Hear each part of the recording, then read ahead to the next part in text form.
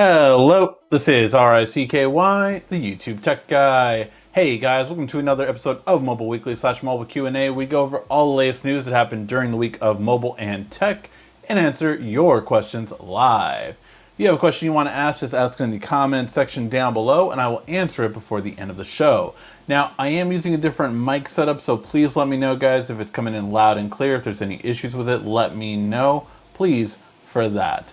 And now, without further ado, let's get started with the news, which the big news this week is the S22 Ultra, a lot of information on it. And yes, I did call it the S22 Ultra because as of right now, unfortunately, it looks like Samsung did go back on what they were saying 2 weeks ago, and it's not going to be a Note. So we'll have to wait and see. All this is rumors at this point. Basically, it might just be everything a Note usually has, but without the Note name. I don't know if it'll really be a true Note if it doesn't come out at the end of the year, but we'll have to wait and see. Now let's get started with the S22 Ultra and everything it has. So let's run through it. First of all, it's going to have the highest peak brightness I think we've ever seen on a smartphone. It's going to go up to 1,800 nits. That's double most smartphones, just to let you guys know. That is double most smartphones. The highest, per se, the iPhone has ever gotten to has been 1,200 nits. Samsung is currently at 1,500. So this is just, again, even so much brighter. And the iPhone knew I was talking about it. And yes, I didn't return it yet because I'm going to compare it against the Pixel 6 Pro when it comes out, for those wondering.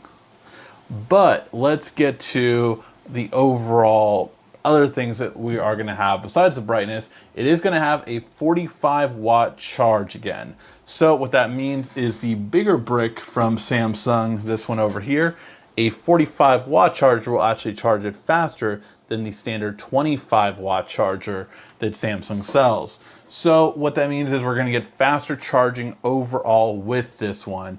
And that's going to be really encouraging in terms of it, just to see how it goes overall. Now, the downside is we're not getting faster than 45 watt. It does look like 45 watt is staying, but the good news is it's coming to both the S22 Plus and the S22 Ultra.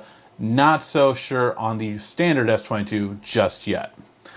Then we have the camera specs. So it is going to be a newer version of the 801 megapixel camera.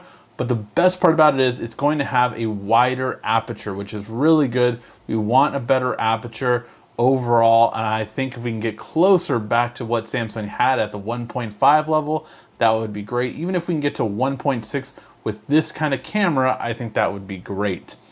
But Samsung is really going after the video quality in terms of stabilization. They have a new technology that might be similar to what Apple has with their shift sensor, and that is going to be adding a 48% reduction to shakiness. So that's going to be pretty big, not only for photos, but also definitely for videos, especially when you're doing walking videos.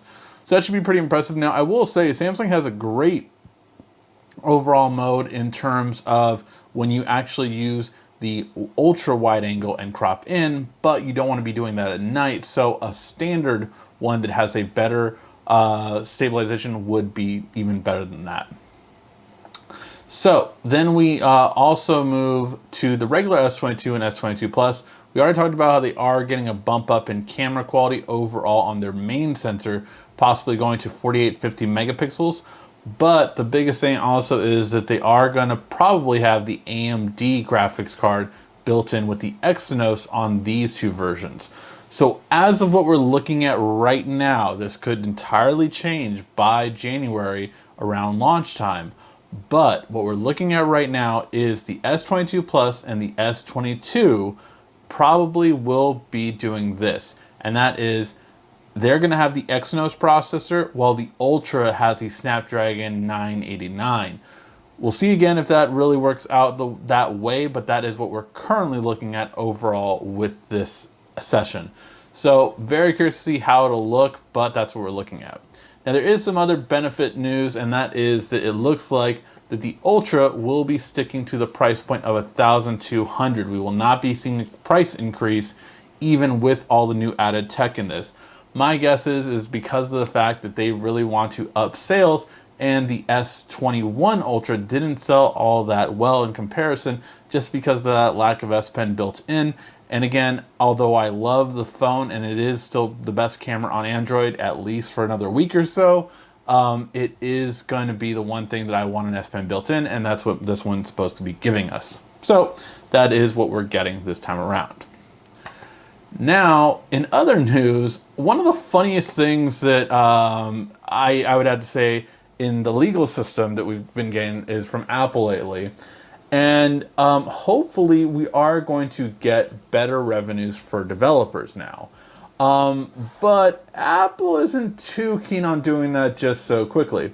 So the ruling that Apple got a couple weeks ago with Epic is that, Epic, you didn't prove that they're a monopoly per se, but they did actually say that if Epic actually does, that doesn't mean that they can't prove it with different arguments. So that is very important to note. But they did say that Apple has to do, that they are mandated to actually add, in this ruling, to actually add an ability for developers to offer alternative payments. And Apple called this, oh yeah, this is a victory, we beat Epic and all this kind of stuff.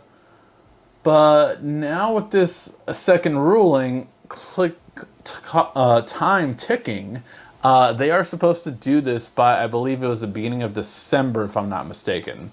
So the funny thing about that is obviously they're like, oh, wait a minute, hold on. Let's appeal this entire ruling. Which is funny because normally, of course, Epic has already appealed the ruling, again, because they think they're in the right. So it's just very funny because as of right now, they are still mandated to do this. Whether it will be true or not is another thing. Now, the reason why Apple is so nervous about this is because if people start paying other places instead of them directly, well, then that gives a huge difference. And really, quite frankly, it doesn't make much sense when other websites get a buy, right? Netflix, it doesn't matter where you sign up for it or anything like that. If you're playing it on there, it's not like Apple suddenly gets the revenue cut. So it shouldn't be any different for Xbox, for all these other systems, Stadia, all these other companies that want to do the same thing, and Apple's trying to get a piece of the revenue. It really is something that should be changed across the board, I really feel like, because yes, these companies should be getting lots of money for developing these great platforms and stores. However, is it really fair? I mean, again, if you think about 72 billion, how much of that was taken from developers? And how much of that could have been put towards R&D to create better games? These are reasonable, I think, expectations. And again, I think the ruling was a very lightweight ruling at that. South Korea has actually said that they actually have to do it all the time in the front. So basically, like when you buy anything, it doesn't automatically go to Apple. It has to give them a choice to begin with. That's different from what this ruling was just that they have to allow developers to give a choice somewhere in their app. It doesn't mean up front that Apple doesn't automatically try to ring it up with themselves. So that really is a lot different, and it's interesting what's going to happen here, because Apple will be only the first domino to fall, and you have to imagine Sony, Xbox, all these other companies are looking at this just like Steam and everyone else, because yeah, I think even 20% or 15% is a lot more reasonable than 30% of the revenue. And look, I'm an app developer, you could say, but my app, has made less than $1,000 overall in ad revenue. So overall, I don't have a huge dog in this fight, but I will say that it is interesting to see all of these different things come along. And I think it's definitely good if developers get more money, because again, hopefully then they can reinvest into the games, create new games. Whereas Apple, what do they need the money for? They're getting revenue through lots of different streams, lots of different ways. And I quite frankly wouldn't feel bad if they got, 50 billion instead of 72 billion. Don't feel that bad for them. Just saying. All right, so that is going to be in that. Let me know what you guys think. I am more, again, obviously on the developer side, but are you on for the business side? Again, I fully agree that they should be getting money in a good percentage. I just think 30% is too high on any platform. And then finally, we have the last article of the day, which is Samsung's revenues and earnings, and they are doing fairly well, but not for their cell phones. It's more because of their semiconductors. And they are really cranking up to make more and more semiconductors, up to the point where they actually might be the first company to come out with a 2 to 3 nanometer processors by next year, which is going to leap ahead of everyone else, including TSMC, which does make the majority of Samsung's processors. The other ones are made by Samsung. So in this quarter, it looks like they're projected, they haven't announced it directly yet, but it's projected that they're going to make 61 billion in revenue and 13 billion in profit. Now, if you always wonder, because Samsung has such a huge difference in revenue and profit compared to a company like Google or Apple, and that is because Samsung spends more in research and development than any other company, and they are known for being a not construction company, but a manufacturer, more than Apple, more than Google, or any of the high-end tech companies. So a lot of their profit goes away due to paying employees, buying machines, doing all that kind of stuff. So their revenue goes a lot more into that than, say, Apple for like an app store, Google for Android, things like that, where they're established platforms. Samsung is really more of a manufacturer, so their revenue compared to profit is a huge difference. Plus, again, they do spend about 10% to 15% on R&D every single year, which is why I think in terms of manufacturing, they do so well, because they are just so ahead of everyone because they're spending more money than everyone. So that being said, that is going to be the news for the week. Very interested to see how it goes with Samsung, and very curious, again, if their phones aren't doing as well as they thought, how will this change in terms of what phones they come out with next for the A series, M series, and of course next year with the S series. All right, guys, that was the news for today. Now, if you have any questions you'd like to ask them in the comments section down below, and I will answer them before the end of the show. Also, I do want to let you guys know we have 2 things that are coming up this week. Besides the projector that I did promise you guys last week, sorry I didn't get to it this week, just been a hectic week. If you have seen, I have actually officially, after this time now, become a Newegg employee. So you will be seeing me on Newegg Live. If you haven't downloaded the app and saw my Twitter post the other day, I will be kind of basically doing some of their live shows and things like that. So if you want to follow me on there, follow Newegg social. I might be popping up here and there. As of right now, I'm really trying to help them out as social media more so. So I don't know if you'll ever see me on their YouTube, but I am hosting their Newegg live show, which is on their app on Tuesdays moving forward. So you'll be seeing me there if you guys do want to check me out there. But that has taken up some time, so I will be making up for it this week. Tomorrow I got a free day, so I'm definitely going to be doing some stuff. But I got a new case for the Fold 3 that has both a kickstand and an S Pen holder. So very excited for this case. That's the first case, by the way, that has those both built in. So very excited for that one. And to just get this little one, going to be unboxing the OLED Switch model. Now, I did get the blue and red, which I wish I would have gotten the white one, but can't wait to test this out and really play around with it. Also, make sure to do a video on how to have 2 switches at the same time. So that is going to be available to do. So yeah. All right, guys, now let's get to your questions. Hey, how's it going? Pretty well, Maxwell. How about yourself? Hearing you clear, sound great. Good. I'm glad the new mic is working. That Pixel 6 Pro, though, I am so excited for the Pixel 6 Pro. I just cannot wait for it. I will be getting it.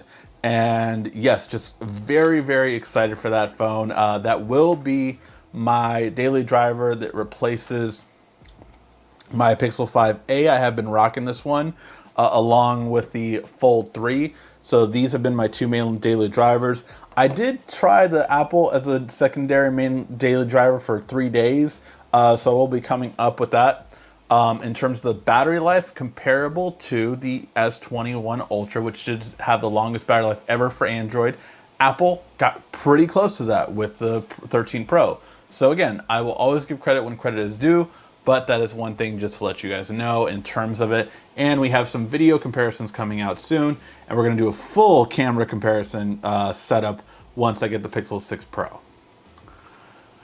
All right, Ricky, I'm still rocking the Note 9, but I'm ready to upgrade. Not sure if the price of 1000K still justifies the Note 20 Ultra.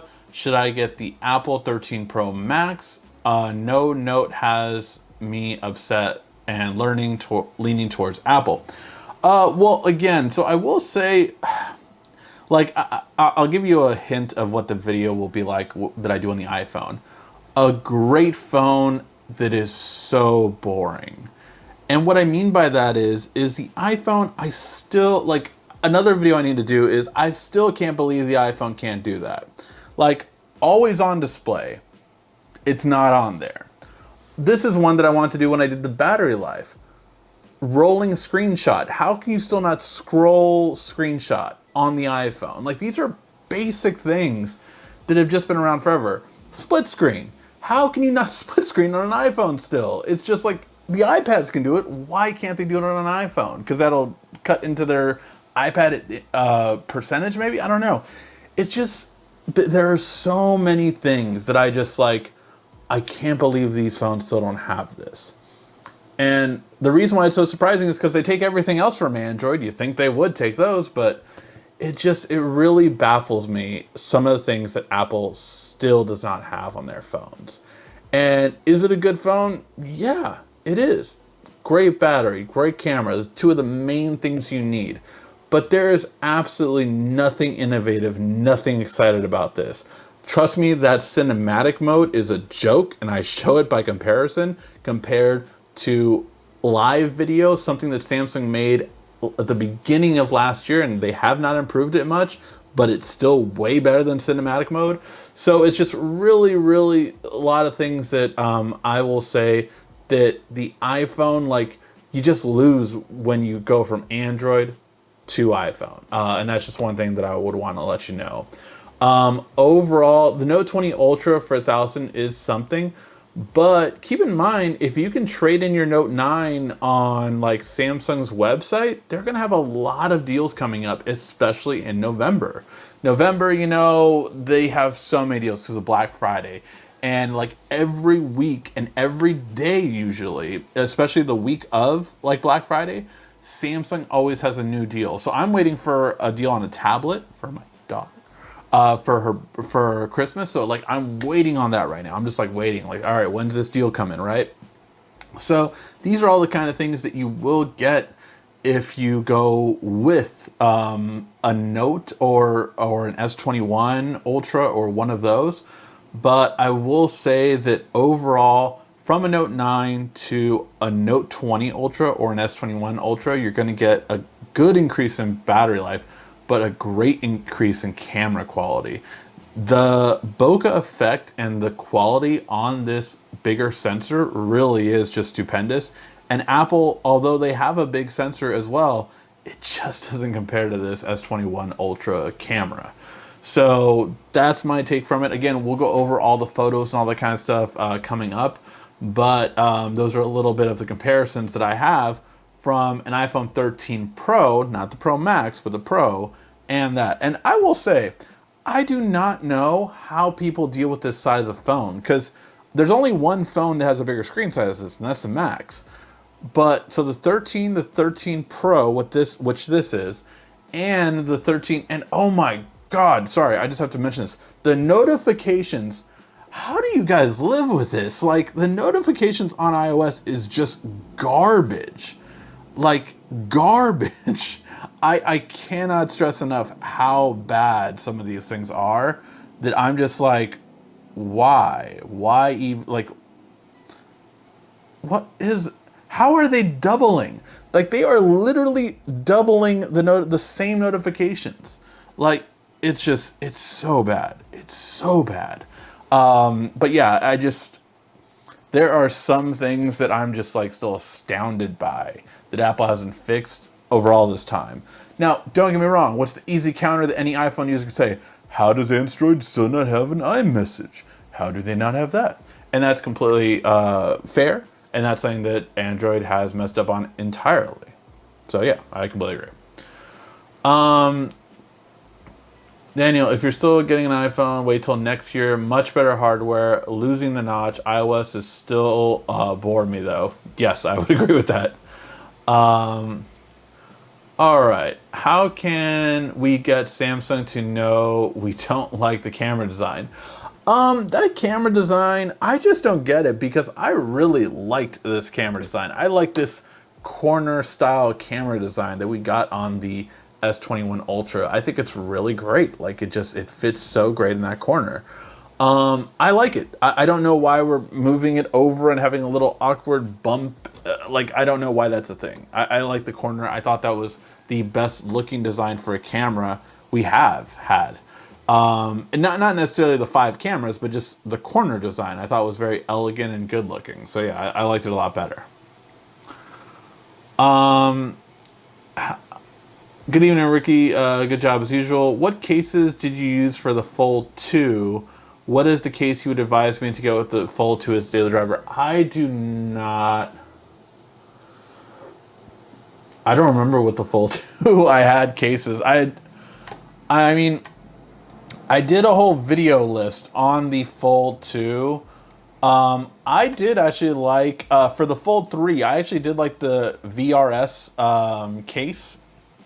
But I did have a whole video on Fold 2 cases. I'm trying to remember which ones I ended up with personally, but it has been a long time. So I do not know. But let me see. Galaxy Fold 2 case.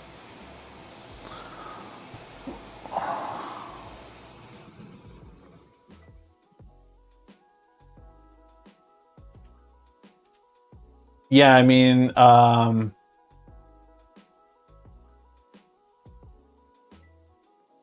would say, like, Samsung had one that I liked because it had a kickstand. A lot of people didn't like it though because it didn't offer much protection and it only was a back case.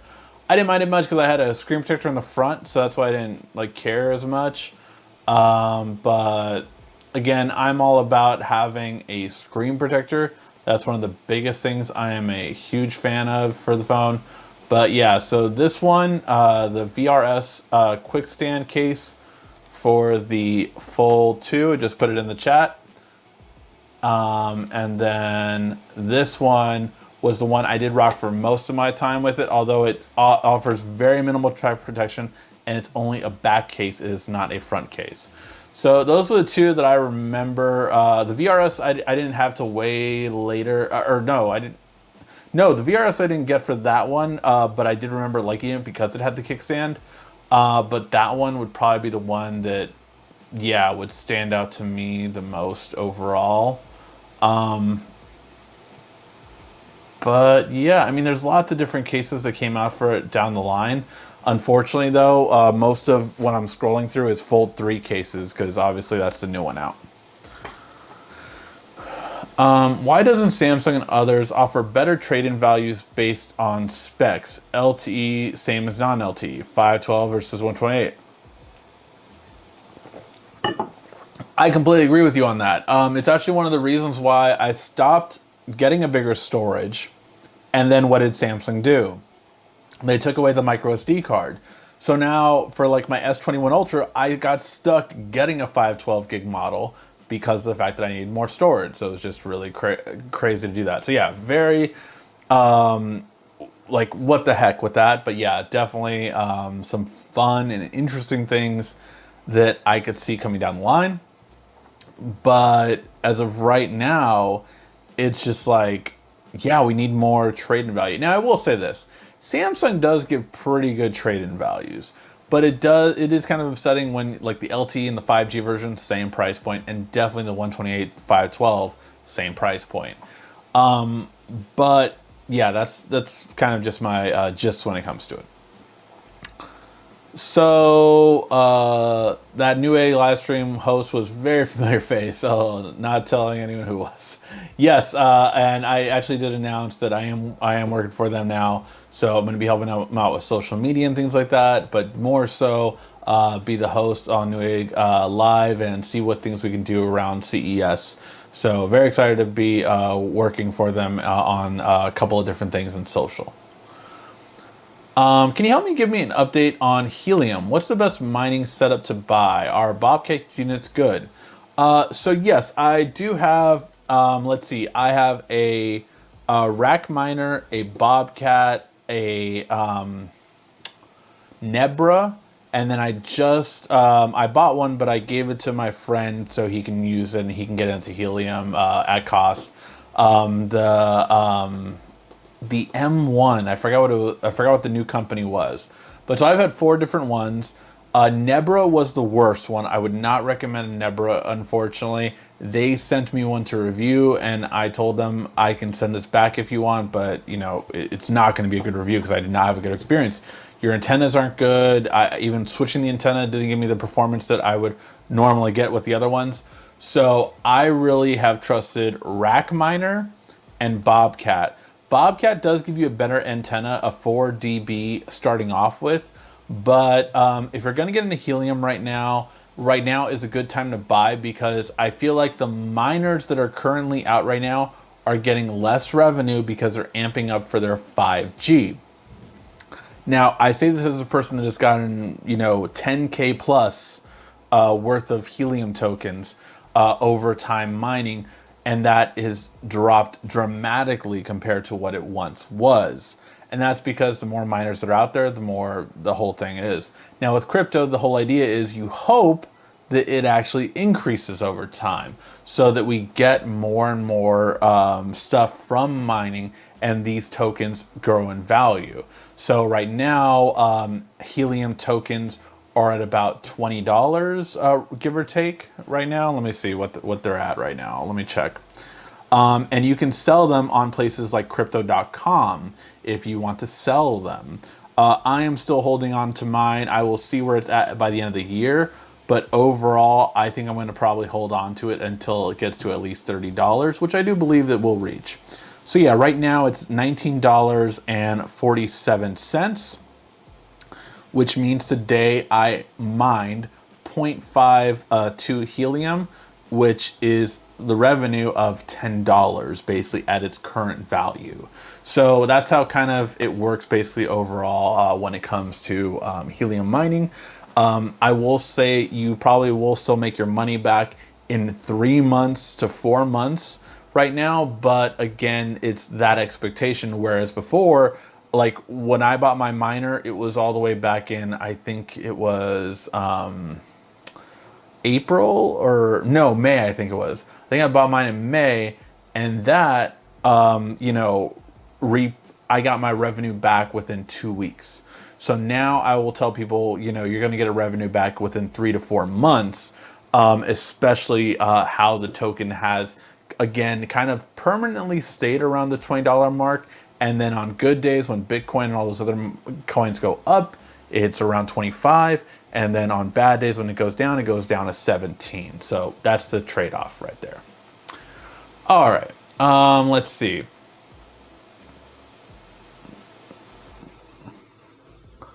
It looks like the Note, but still the S22 Ultra. You think the S20, or do you think 2023 will be a better Note 23 Ultra and not S23 Ultra? That is more of from a petition that happened. So there was a petition that went around that basically told Samsung, hey, can we do it every other year? 1 year we have a S22 Ultra and 1 year we have a Note 22 or 23. That was not from Samsung themselves, so I do not know if we would ever get anything like that. but that is what people suggested Samsung do. I quite frankly just want my Note at the end of the year with the folds, but we'll have to just wait and see what we get overall. As right now, it does not look like we're going to get a Note in name at least next year, and the S22 Ultra will be a kind of pseudo Note.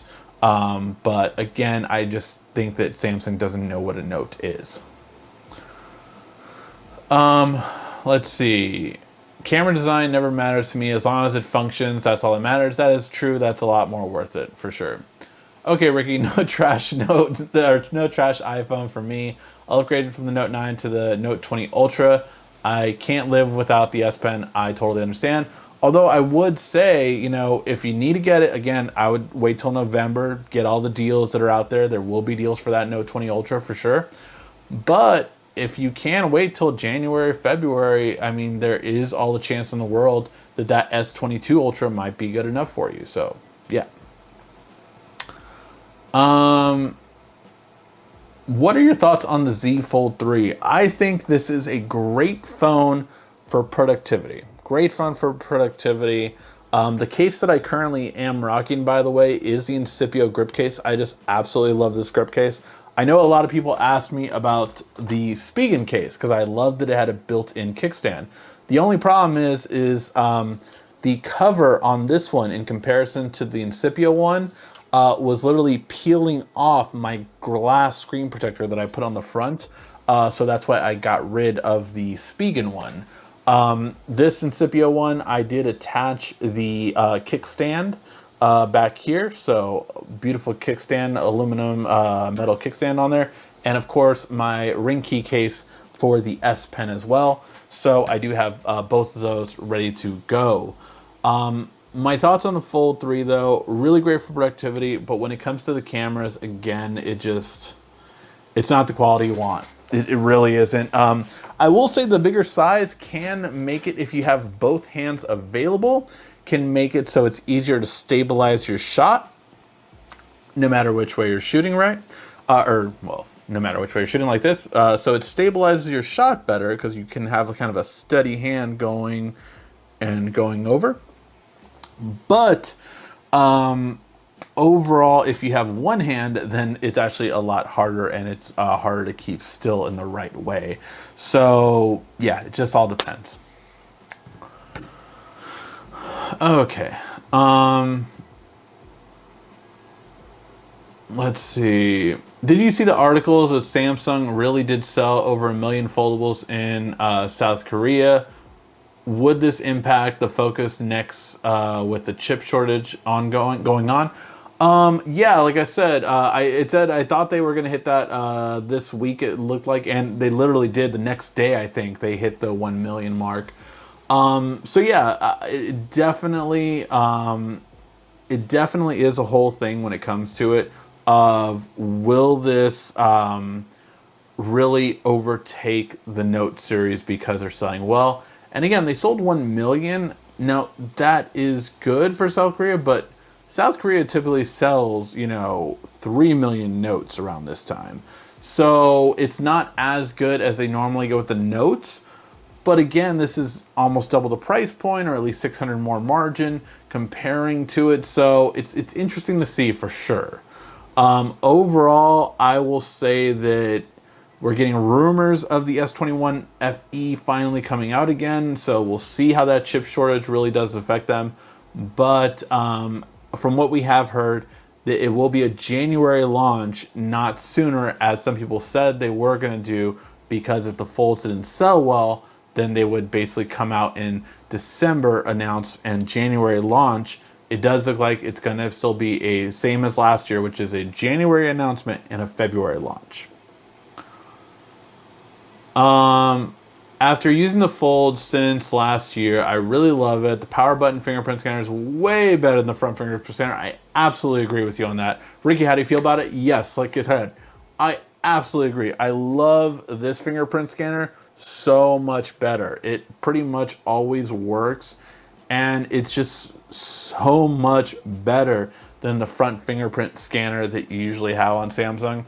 10 times better. I think they should switch, honestly, to a power fingerprint scanner for every phone they have. I think that would be so much better quality, and I think it would absolutely work. Just I say that works, 9 times out of 10 compared to Samsung's average one, 7 times out of 10. And all of that might not seem like the biggest difference.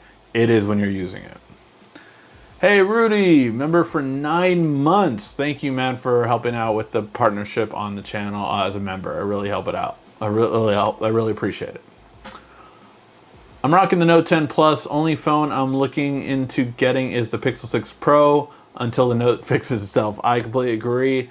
And wouldn't that be great if the Pixel has some kind of pen input capability? LG did it with their phones. It didn't get talked about a lot, but it was an outside pen. So if you had an outside Intuos pen, you could actually use it. So that would be really cool. And if there's one company that could possibly hide something, that could be it. Let's see. Did you get to pick the codes for which tech deals for Newegg? Because the first 3 letters remind me of app. That's funny. I'm not taking, I'm not talking to 51st State questions. No, I did not get to pick the deal for Newegg deals. They are deals that they pick out. The cool thing about these deals is if you want to watch me on Newegg Live, again, it's Tuesdays, 2 p.m. PT is when I'll be hosting. They're going to have other hosts on other days, but I will be there on Tuesdays moving forward, it looks like. But overall, the really cool part about it is these deals are only available for that 1 hour. So what I would do is on Tuesday morning, take a look to see if any of these deals interest you. Because if they do, you're not going to know the price till it goes live. But when it goes live for that 1 hour, those will be heavily discounted sometimes. I mean, there were some things like 50% off. I know there was a battery pack going for $12. So some really killer deals that they have on there. Watch me on there, and hey, let me know you follow me on the. I don't get to see. It's unlike this where I'm taking care of the chat here. I do not see the chat. So, if you say, hey Ricky, Quiet Storm says what's up, or hey Ricky, Rudy Can't Game says what's up, I'll know you guys by that, but I don't see the chat otherwise. Like they funnel the chat to me. So yeah. YouTube Tech Guy, Newegg Tuesdays. There you go. But yeah, let's see what else. Mining units availability. So right now it's still hard to get any of those. Like I have friends that are waiting on rack miners and they might get them at the end of the year. A rack miner that I got, but that I sold to 2 friends so that they can do mining on their own and be a part of this. Basically, I ordered it in, I want to say April or May. And then I got it in September. So that was the kind of wait time that there was upon ordering it for rack. Now, there are these drops now. So I would Parsley Labs has drops every once in a while. So I would subscribe to them, go on their page and subscribe to them. And they will literally let you know like, hey, we're going to have a drop on this day. And basically you get a number, you can submit it, and then you can get it. That is how I was able to get my friend's new one, which again, I know it's called the M1 and the company starts with an S, but I can't think of what the name was for it. But for that miner, it literally dropped and I got it like a week later. So that was really cool. So right now I would be looking more at drops if you want to do strategically, so you can get it a lot sooner than getting the old miners. The old miners like Bobcat and Rack, I think you're still waiting on a long time, which they should have estimates on their website. So go ahead and check those out. But that's what I'm guessing. Hello, just popping in. Hey, SD card for new Samsung phones. I do not think we're getting the SD card back, unfortunately. I think Samsung wants to focus on folding phones and make Ultra the Note. Yes, that's what it really does look like. Will you be testing the Pixel 6? I will be honest with you guys. I don't know. I don't know which Google phone I get from Google until they send it to me. I hope I get the Pixel 6 Pro because that is the phone that I want more than anything else. But quite frankly, I guarantee you there's going to be people that get the Pixel 6 instead. So I don't know which one I'm going to get. We'll see what Google sends me. I would be excited for both. But quite frankly, if I do not get the Pixel 6 Pro, I will probably end up buying the Pixel 6 Pro. So yeah, that's the one for sure. Which phone is the best one out there? At least for another week, I will say the S21 Ultra is probably the best one currently. Overall, that I would recommend to anyone that wants an all-day battery.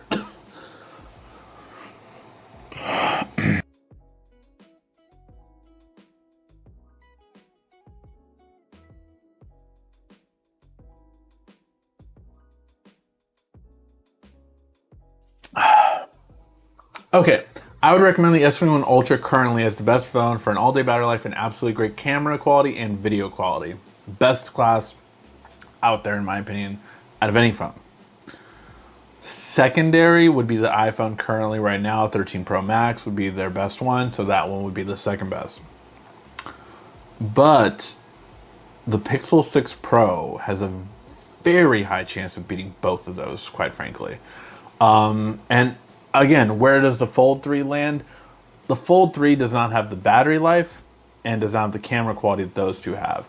There is not one day that the Fold 3 has made it to the end of the day without me charging it at some point. I'm a power user. I can drain this phone quicker than any of these YouTubers apparently. Oh, I still had 50% battery life and I had this much screen on time. Okay, yeah, you aren't a power user because this one definitely did not last that full day. It did last a long time, don't get me wrong. It lasted up there with the best of Android. But in terms of overall battery life, it was nothing like, oh my God, it's so much better than any Android. No, it's not. It's right there, but it's not better. But again, the reviewers that review it sometimes. All right. Is the S21 the best one? Currently, yeah. That the S21 Ultra I would say is the current one, best one. What's the most reasonable priced soundbar for a smart TV? So see, this is why I'm telling you guys, like, check out the Newegg deals sometimes. They had a soundbar on there from, dang, I forgot what company it was. But it was a $300 soundbar and it was on sale for half off for 150 bucks. It had some really cool technology in there. It had technology which I wish my surround sound system had, which is it actually automatically heightens the voice and lowers the bass when it's a big action scenes, so you can still hear everyone talking, which I made an example of like a Christopher Nolan movie. You can't always do that, like Tenet. So yeah, that's one big thing that I would have.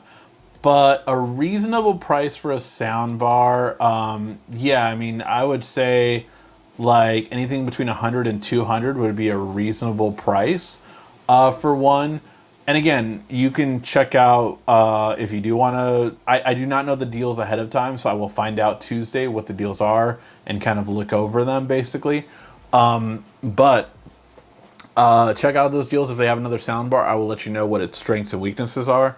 The best one that I did check out beforehand was one from Creative for a low price. And let's see what they have now.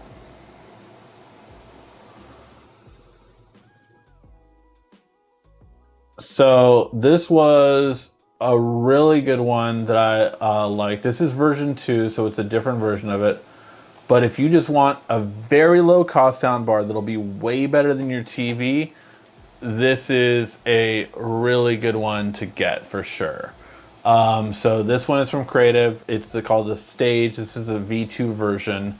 But yeah, really high quality that they gave for the price. That I would say definitely stands out for sure. But yeah, that was a really good one for just a sound bar. Nothing fancy or anything like that, but just a good sound quality. I remember I ended up giving it to my brother-in-law, or no, yeah, brother-in-law, you could say. Basically, and he absolutely loved it. Again, huge upgrade from TV speakers. That's the big thing.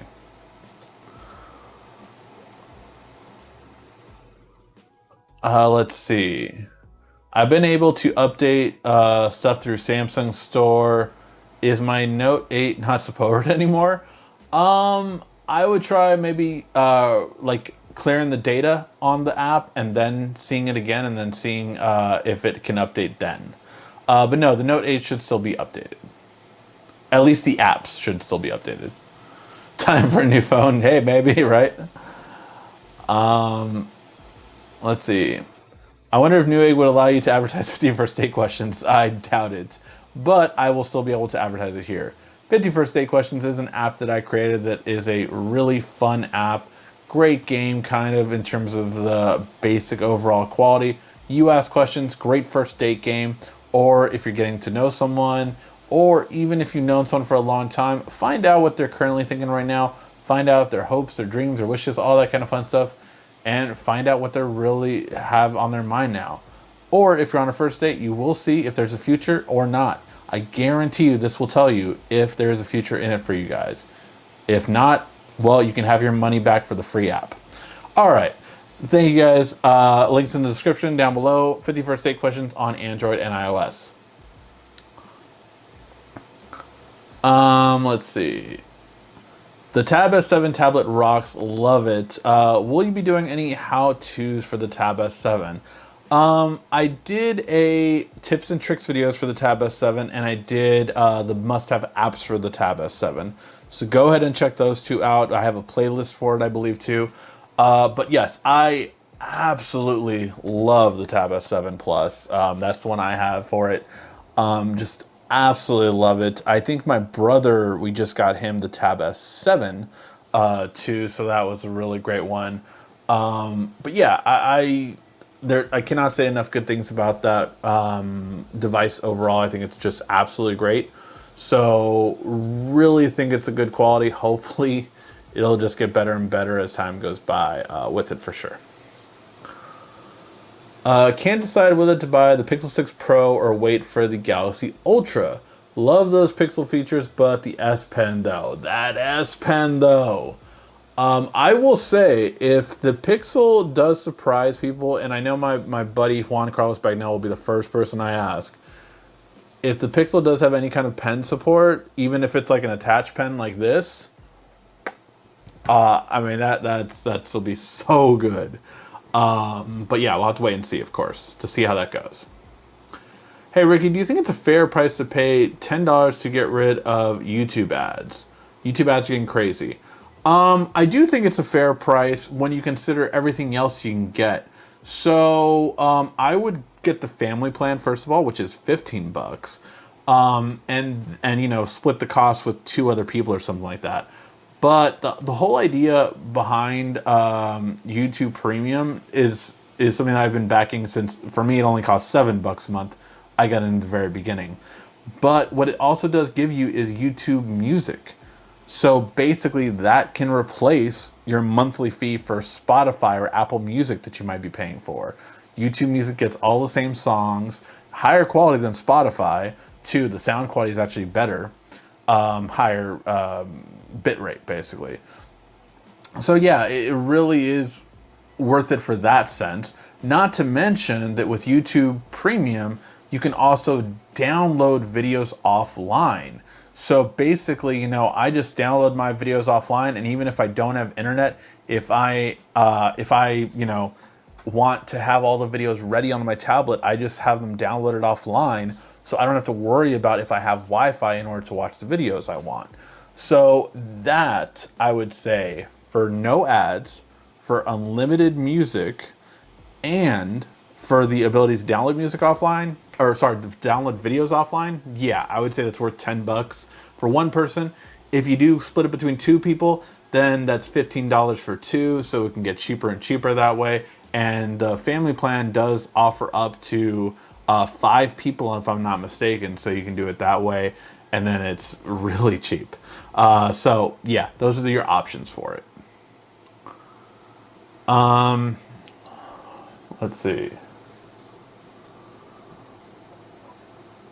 No more support for Note 8 OS or security. All Google search this past week.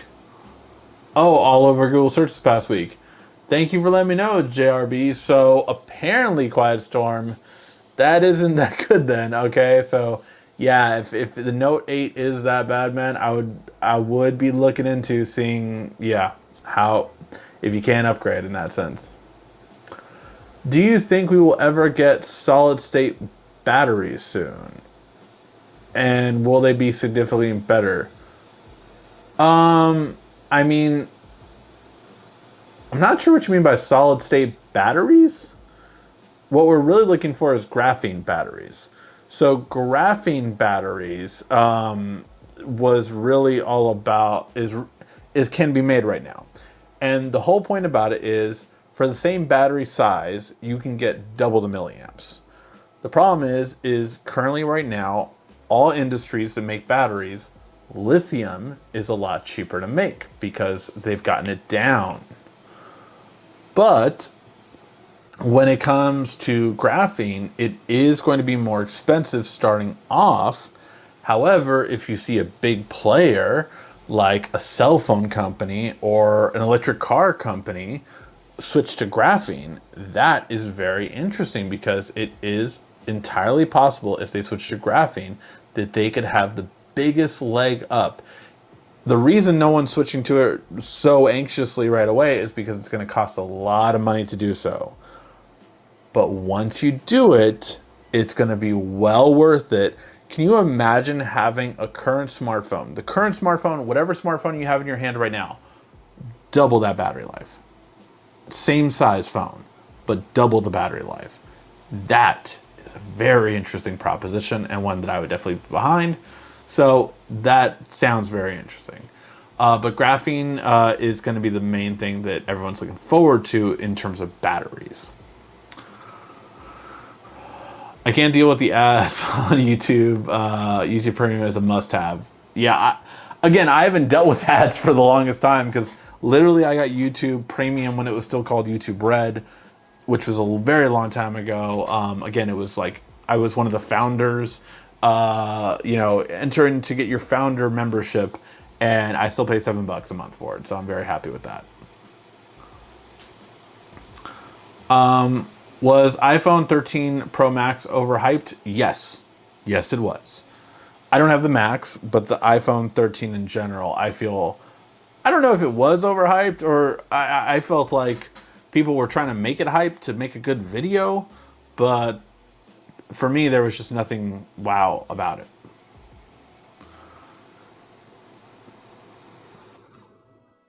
Maybe they changed the name. I heard solid state batteries somewhere. I haven't heard that. It sounds very interesting. I'll look into it after the show. But yeah, I haven't heard of it at least.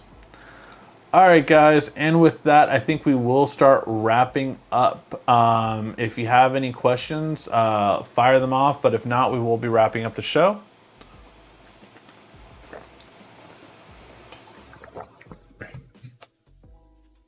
My Note 10 Plus battery only lasts a certain amount of time, and then a couple hours, then it dies. Yeah, I understand with older batteries that is always a trade-off. It's why I recommend most people, if you can, which not everyone can, but if you can, switch out your phones every 3 years because your battery typically goes bad after 2 years. And what I mean by goes bad, I mean it will not hold up the same charge that it once used to. That's what I mean by going bad. All right, guys, with that being said, that will be the end of our show. I got some videos to shoot right now after this, so going to have a lot of fun tonight and for the rest of the week. Thank you guys always so much for watching and tuning in. This has been RICKY, the YouTube Tech Guy. Thank you so much again for watching. Make sure to subscribe.